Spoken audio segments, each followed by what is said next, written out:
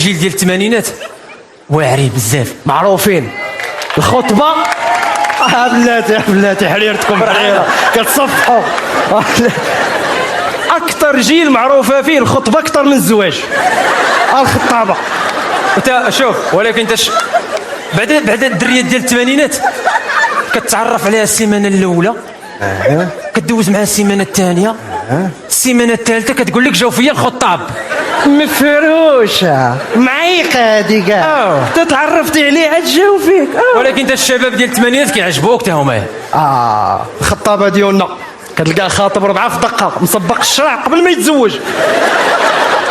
كتلقاه خاطبها 15 عام، 15 عام هو خاطبها. وملي كتسولو كتقول ليه علاش ما تزوجتيش بها، يقول لك باقي ما عرفتش الكاركتير ديالها. هو راه عرف الكاركتير ديال الكاراكاس ديال الكارت ميموار ديال الموتور ديال الديمارور ديالها. وكيبقاو ما بين البعد والبعد الاخر. امتى غتجي لدارنا؟ تاج مع راسي. امتى غنديروا الاولاد؟ وتاج مع راسي. امتى غتزوج بيا؟ تاج مع راسي. كتشوفوا ما جمعش راسها، كتمشي تجمع راسها وكتجي توقف عليه في القهوه. انت هو باه. هنا كيوليو ما بين القرب والقرب الاخر. امتى غتجي المحكمه؟ حتى نجمع الدوسي.